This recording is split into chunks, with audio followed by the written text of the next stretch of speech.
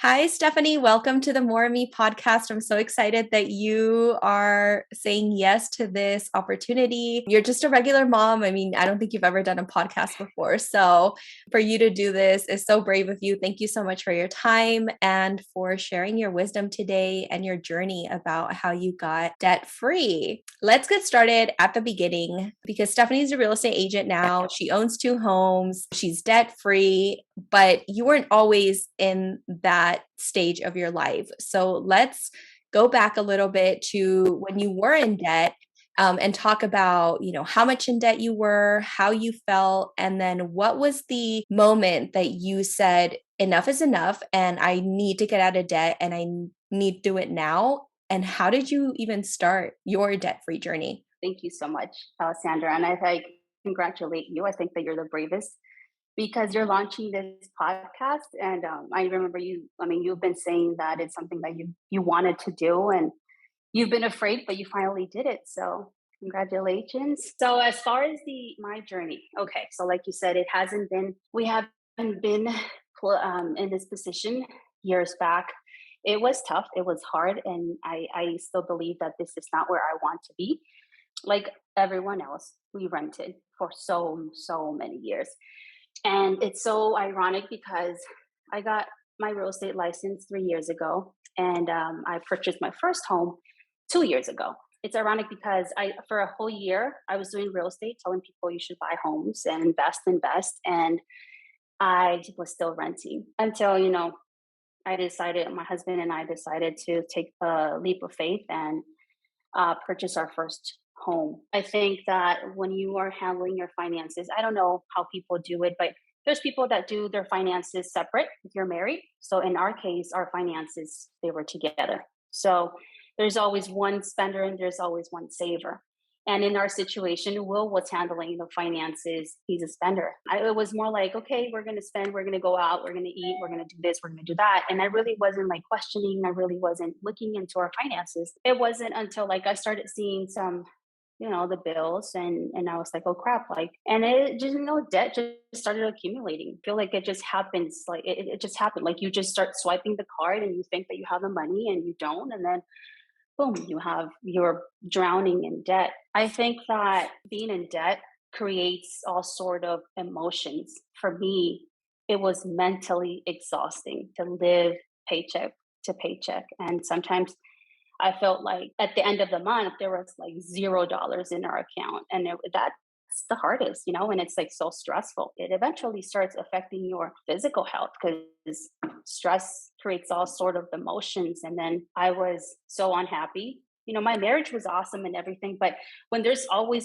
something that is not right, then that creates another problem and then another problem and another problem. So, we were struggling. We would argue over finances, and then I would take that on like my girls. I would feel so bad. One day I was like, this, like, what am I doing wrong? What are we doing wrong? Like, I'm doing something that's not okay, and I have to fix this because he's not doing anything. I'm not doing anything. One of us needs to sit down and just check our finances. So I sat down, and I remember it was in 2018. It was December of 2018.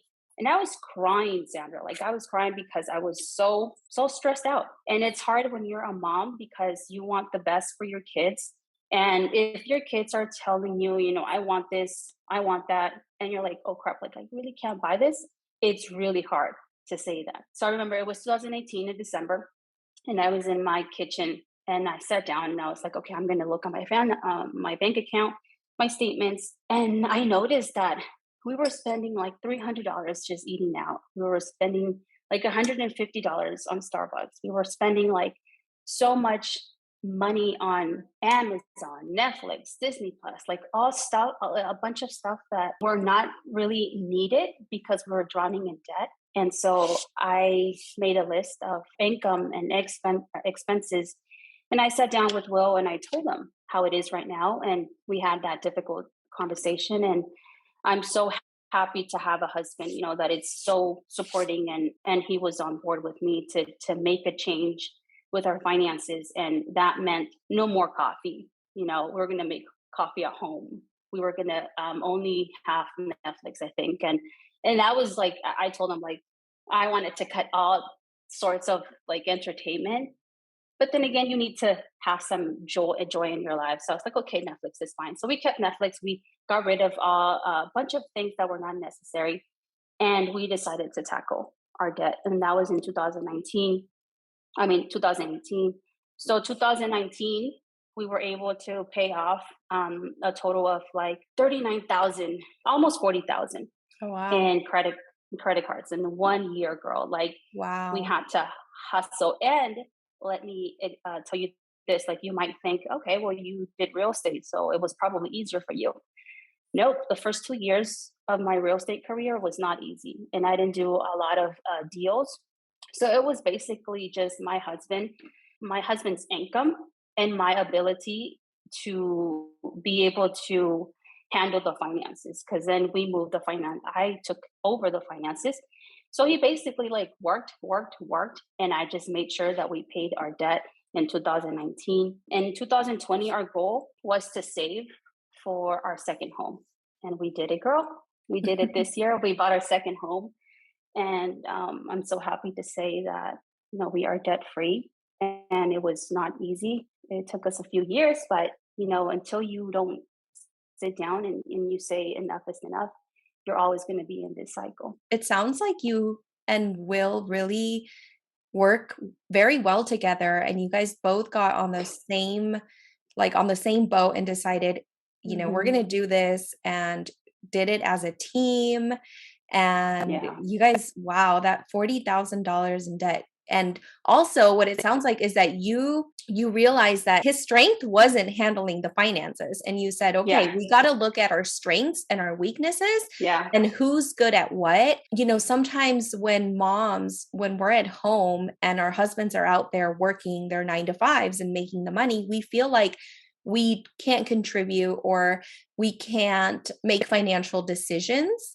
But ultimately, the money is, for both of us. And in Hmm. your situation, it looks like, okay, you sent Will out to work and make the money, and you were doing like the back end of it, which was handling the Yeah. finances and making sure that you stayed within a budget. I'm assuming, right? You had a budget. Yeah. Yeah. So did Yeah. you follow a certain method of getting out of debt? Like, did you follow maybe a Dave Ramsey plan or anything like that? Yeah, I did a lot of a lot of research on YouTube. I found the Budget Mom on Instagram, and I did the budget through like her plan or her idea of getting out of debt using a budget was through Budget Mom.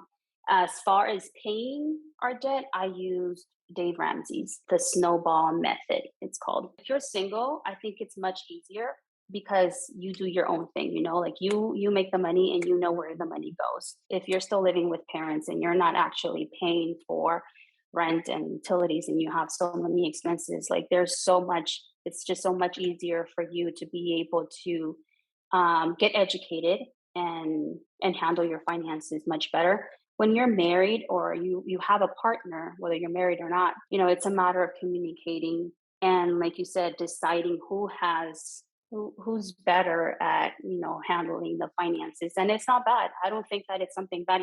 You just have to know who's better. And then I'm grateful that Will was not like the type of man that he didn't say, heck no, you're not going to tell me what to do with my money. It's like we had a goal, we both did it together, and thankfully we're doing really good. I see you, and I see how you guys, bought the land and bought your second home, and, now it's built from the ground up, and it's amazing to see your journey. I'm so glad that you're sharing it with us. Do you believe that anybody, no matter, their income, that do you believe that they can get out of debt? I think anything is possible. And if you're one of those individuals that says I can't, then that's you're always going to be in that situation because you are already telling yourself that you can. If you have a minimum wage job and you know that you can give, that extra cash to debt, then obviously you have to do something different. You have to look for a part-time job.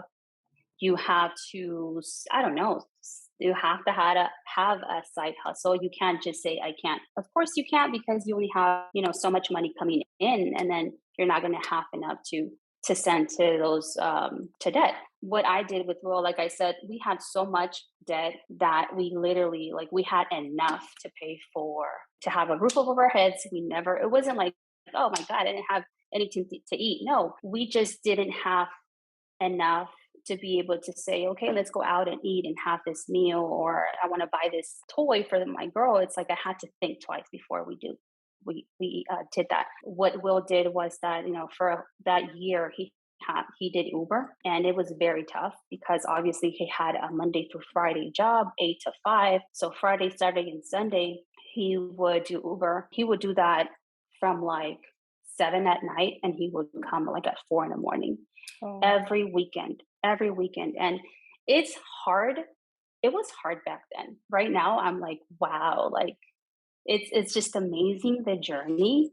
But back then, if I would have shared this story, like, I would cry because I felt like a single mom. I was married, but I felt like a single mom, because if he didn't work that weekend, he would do it during the week. So I really didn't see him much. My girls didn't see him, but we knew that we had to do something, and it wasn't going to be easy. We said, we're going to do it, and it's going to be tough, but I feel like if we do it now, then our girls will be able to enjoy our time together. And then I made sure that every penny that he brought in was going to debt, and we stayed laser focused. You just have to have, I don't know, do research. What can you do so that you can bring money, and then after that, do the research and find something that is appropriate, that's going to work for you, and then start paying off that debt. During that time that Will was working and you felt like a single mom, did you have to, I know you have family here, did you have to ask your family for help? Yeah, many times, because I was exhausted. So my mom would come over, she would help us with the girls. She would babysit so that we could have dates. That's super important too. Probably felt disconnected for a while, and we had to like make time for ourselves. We had to schedule time so that we could go with the girls too. Yeah, it's important to be able to have help. You can't say no to that. Otherwise you're not going to survive. You won't Yeah. survive. Yeah. Oh, Yeah. what do you guys do now to make sure that you don't fall back into the debt trap? I always remember, how we were back then. And I'm like, oh no, I don't want to be that person again. So we think twice. We make sure that if we are going to swipe the card, is because we have that cash already. So will always ask me, hey, can we go out and eat? So obviously I have to have the numbers in front of me. I have to know if we have the cash, and if we do, obviously we say, yeah, we can. So he won't swipe the card, I won't swipe the card unless we talk to each other. We just make sure that it's important. You can't spend money that you don't have, and you have to be consistent. You have to be focused. I know that there's going to be a point where I don't need to do a budget, and we're working on that. But as for me, that I handle the finances every month or every week. I sit down and I make sure that I balance the checkbook. I put money to the side to make sure that we have, we're not touching our savings, that our savings is growing. So just stay focused, consistent, be very, very, very consistent. And if you have a partner, if you're married, communication is super important. Okay, so one of the things that you mentioned to me before, when in one of our talks, was that you always save money. I think you save about $20 because you all Oh, the like to envelope visit. system? Yeah, your envelope system, because you guys like to take trips to San Diego. And Yeah. so I know you say, don't swipe the card if you don't have the money, but then you also have this other envelope system that works for you where you get to save money for things that you're planning on doing for the year. So how does that work for you? Yeah, so the envelope system, I think Dave Ramsey also talks about that, and then the Budget Mom also talks about that.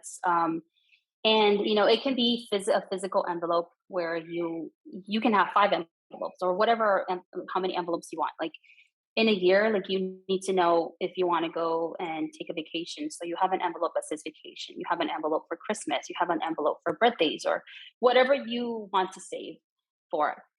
And in our case, I just have one for like vacation and I have one for Christmas. So every January, I set a specific amount and I start saving since January.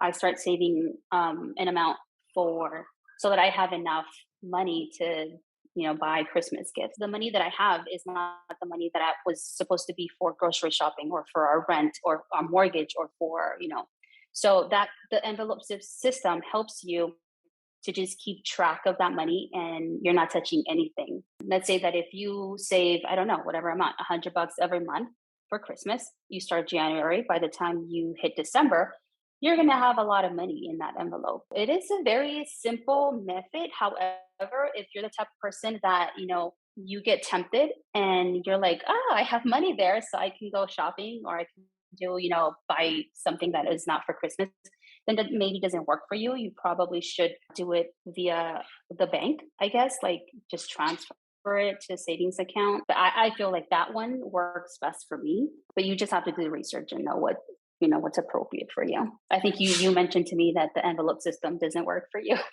Yeah, I get very tempted with having the money there. So I Mhm. have to literally create a few obstacles for me to get to my savings. So I don't keep my savings linked to my checking. I keep it, Yeah. in another bank Hmm. so that I have to transfer it over only when and if totally necessary. Definitely know yourself and Yeah. try different systems, right? Because you said you did a lot of research, and I'm sure that the first method or the first approach to getting debt free wasn't the one that you stuck with. You sort of shifted and made it work for you along the Yeah. way.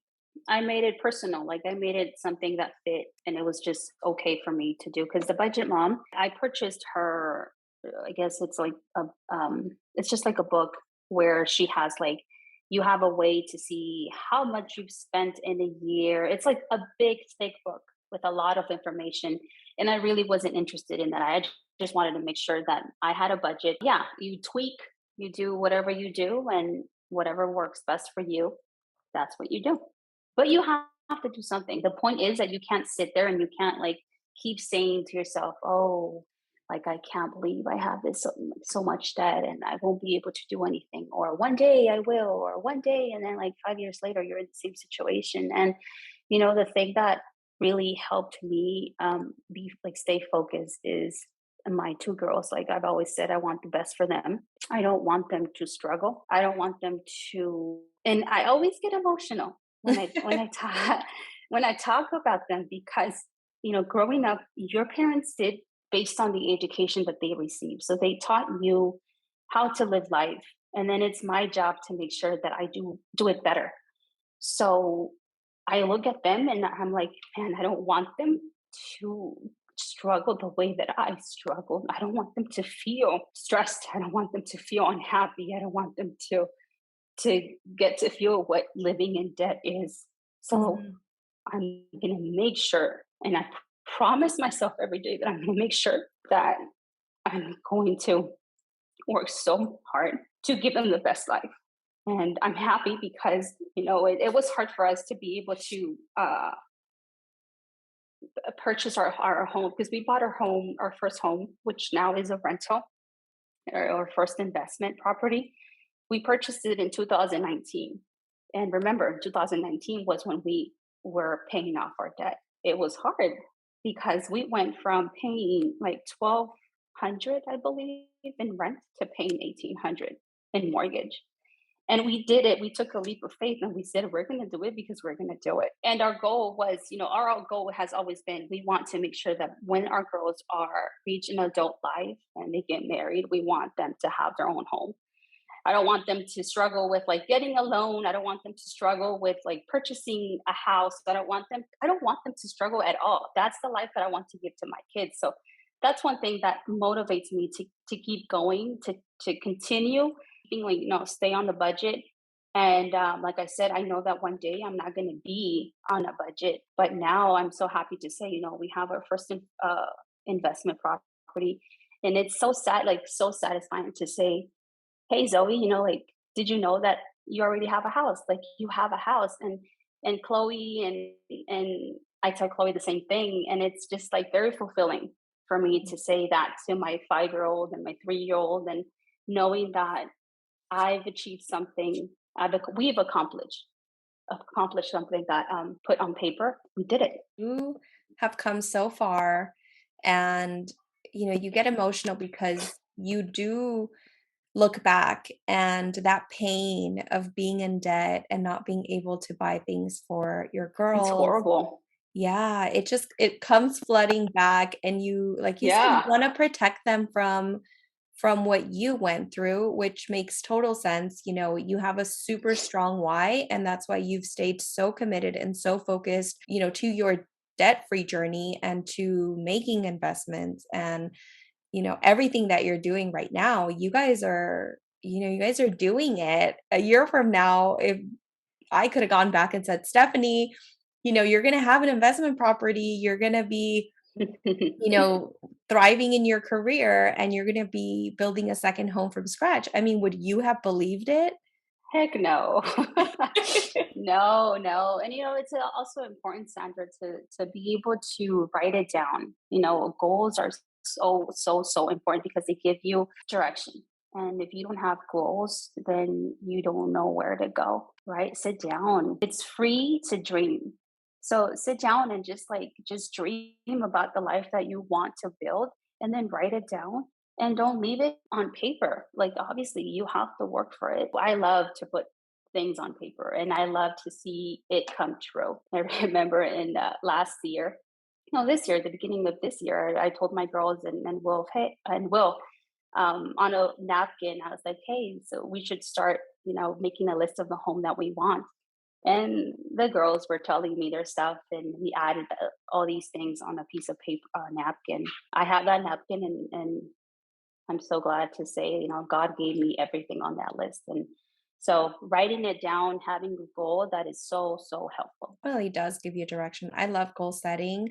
Like you said, once you write it down, there's something to look back to and make you aware of the progress that you've made. We sit here years later after going through hardship, and we forget. We forget the Mhm. growth that we've done throughout the time, and we forget the wins that we had and the desires that we had at some point. So it is super important, to write your goals down. I totally agree with that. I love that. When you told me that story about the napkin, I got chills because, it's so amazing how one simple thing like writing it down can make such a big impact Impact.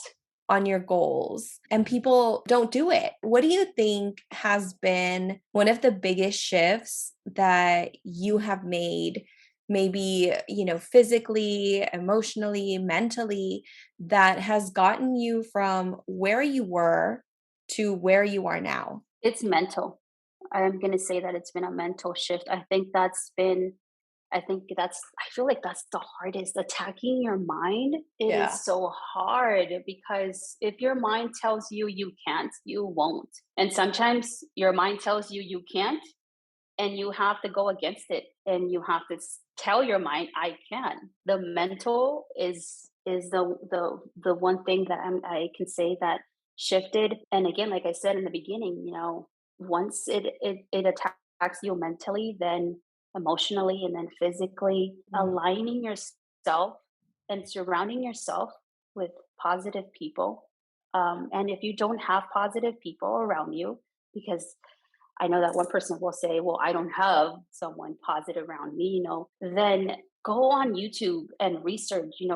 There's so much out there. Instead of wasting your time on TikTok and wasting your time on videos that have um Value. nothing positive, yeah, no value. Go on and find, even if you don't know them, even if they don't know you, my advice is just like, try to look, and surround yourself, with positive people. Just like I said, just stay focused. You have to have goals and stay focused. But if you are able to change your mind, you are able to change your future for sure. Yeah, that's so good. I totally agree with that. What are you doing for yourself now that, you've gotten out of debt, you have a little bit more wiggle room to work on you? I know that you're busy as a real estate agent here in Las Vegas, but how do you find time for yourself? I make the time. You have to make the time. I have a husband that is so wonderful. So he allows me to have me time. I ask for help as well. Obviously, it's important to have some time with your hubby. Either my sisters or my mom will be able to babysit for us. And we take the time to go out on a date. Yeah, just having time for yourself. Just scheduling that time, making sure that the girls are not bothering me, and staying away from the phone if needed. Sometimes you just have to not look at the people on Instagram because you see them like that they're growing, or that, and then you're in the position where like you're not where you want to be, and that sometimes can affect you, or that motivates you. So if you know that it affects you, obviously you try to stay away from that. But yeah, I think the most important thing is just making the time to be with yourself and listen to music. I like to drink coffee in the mornings and just sit down and enjoy my coffee. It's so important to me. So you're getting up before the girls and your husband get up so that you can, sit and enjoy your coffee in peace. And enjoy coffee in peace. Yeah. Yeah. I think sometimes we think that self-care has to be this, 2, 3 hour out of the Oh no. house, hiring a babysitter, and it has to be this whole, day for yourself, and really just simple things like enjoying your coffee before anybody wakes up Yeah. in Yeah. peace, in quiet, zero interruptions can make such a difference for how you start Yeah. your day. Yeah. Yeah. And if I can't get that moment, we'll go grocery shopping and he'll take the girls. So I have like an hour to just sit down and decompress. I do that with my husband as well. Can take her and for an hour, and I'll catch you guys next time. And you only have one. Imagine me, I have two. It's good. At least they keep each other busy. That's true. Okay, so if there's someone, a mom who's listening, who's at home and really wants to get out of debt or wants to pursue a career for herself the way that you did. I mean, you stepped into real estate, took a couple of years for you to build your business, but what would you say to that mom sitting there having all of this self-doubt and fear about tackling debt or going after something that's in her heart, whether it's a business opportunity? What would you say to her? That everything is possible, that you can do it no matter what your mind says, no matter what people say. Sit down, either get coffee, get wine, whatever you feel like you need. Sit down and dream, like for an hour, for 30 minutes. Just dream about the life that you want. Put it on a piece of paper and start working on those goals. That's what I did then, Sandra. That's what I did. Once you have that time for yourself and you start dreaming, then you start getting these ideas. I want to do this, I want to do that. Right now, if I have to talk about getting out of debt, you have to decide that you're done. Like enough is enough. And until you don't get to that point, you're gonna keep being in that cycle. And then once you get to that point where you say, I'm done with that, I just want to change my life, and I want to change my kids' life. Because it's sad to say, like, if you live a life like that, then you teach that to your kids, and your kids are going to live that life. So if you don't want them to be in that situation, then you have to change your life first, and then do your research. Research.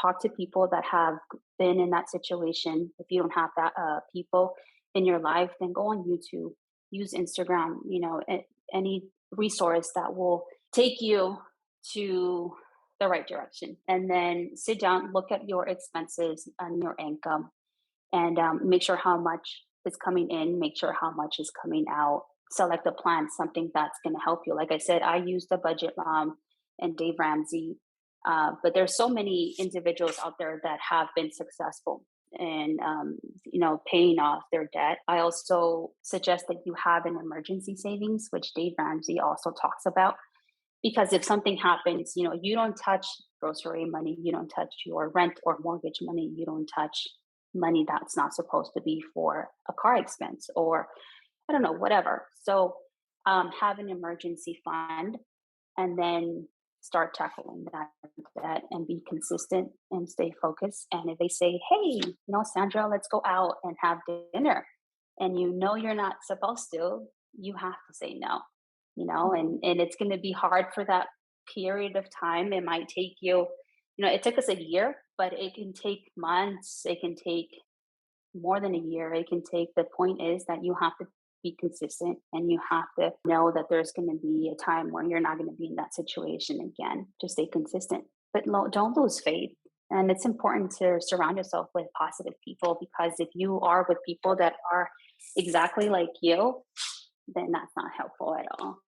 So my advice is just surround yourself with positive people, people that are going to encourage you to keep, doing what you're doing, and maybe have someone that will keep you accountable. Hmm. Yeah. I loved what you said about how it just really starts with dreaming. You said Hmm. uh, it's free, it's completely free. And really, everything that It's we free. do in our lives it starts in our mind, right? It starts with dreaming, Hmm. it starts with a thought, and then a feeling, and then an action. So Yeah. everything you shared was amazing. There was so much wisdom, so many gold nuggets in this episode. I'm so glad that you decided, to share your story and get vulnerable and get transparent. I know that this is going to help someone out there, because there's so many people that went through hardship, especially with 2020, and that are starting to get their footing again, starting to get back into the workforce and making money. So I know this comes at a perfect time with Christmas right around the corner. New year, new finances. Everybody's getting out Yeah. of debt in 2022. New mind, new life. Yes, we are declaring it. So thank you again, Stephanie, so much for your time and for sharing your story with us. Thank you, Sandra. Bye. Bye bye.